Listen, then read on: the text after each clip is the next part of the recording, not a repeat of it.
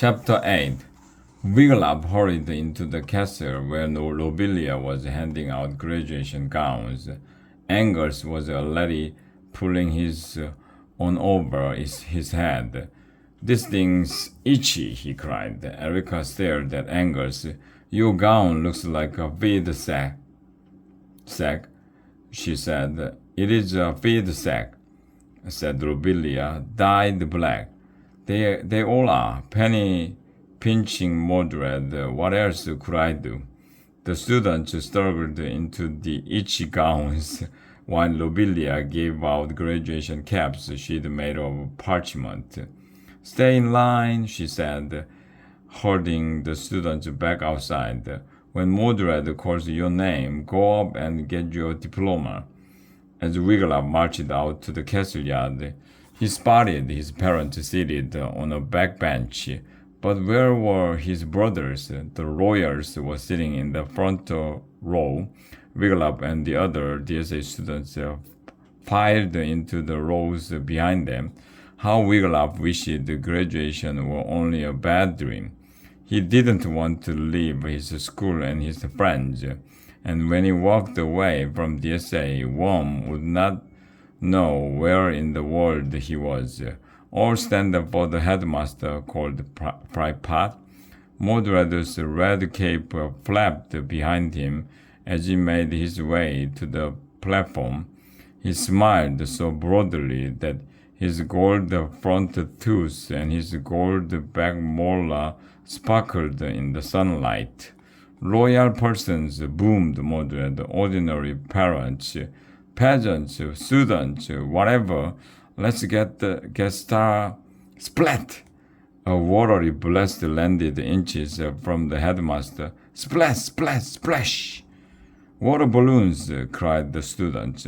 They stomped their feet and cheered as more balloons rained down from above. Wiglaf looked up. He spied his brothers. The yellow-haired knaves had somehow broken into Lady Lobelia's chamber and were leaning out her window, heaving water balloons. Prince Rex leaped to his feet in the front row, shouting, "Keep them coming, lads, keep them coming." Mordred ran around dodging the missiles and crying, "Stop! Stop!" But the water-filled ship bladders kept on coming. Splat, splat! Wiglaf enjoyed the barrage enormously, yet he felt glad to be skinny and red-headed. No one would ever guess that he was akin to the VP yellow-haired water balloon bombers. When the balloons ran out, all the brothers shouted out together, "Happy graduation, Wiggy and Dudwin!" Wiglaf slumped down on the bench. His cover was blown. Phryppot hurried onto the platform with the towel for Mordred. "Just a little graduation fun," said Mordred, patting himself dry. "Brother Dave," he called the diplomas. The little monk hurried up the steps with a big burlap sack clasped in his ink-stained fingers. He looked as if he'd been up all night. Brother Dave handed Mordred a rolled parchment from the sack. The headmaster called out the name on the diploma, Nugworm. A class 3 lad stood. He turned, smiled, and waved to his family. "No waving," called Mordred. "Graduation will take forever if you wave." Nugworm walked up to the platform. "Here," said Mordred, handing him his diploma. "Thank you, sir," said Nugworm. "No thanking," boomed Mordred. "Takes too long. Next." Brother Dave held out another diploma, but the headmaster shoved the little monk aside, plunged his arm into the sack, and grabbed a fistful of diploma. "Liver lad, blagwit, charred broth, michum, panicle," Mordred shouted. "Fleabane, heartbeat, puff slippers, up here now!" Wiglaf watched the groups of lads and lasses bound up to the platform. Mordred flung diplomas at them. This diploma says, Piwalo, cried one student, but I'm Lixworth. Doesn't matter, roared Mordred. Worthless scraps of paper, he muttered. Sort them out yourselves. Angers, Toblet, Baldric, Janice, barked the headmaster. Erica, Bregworth, Gwendolen, Wiglaf. Wiglaf rose with the others from class 2.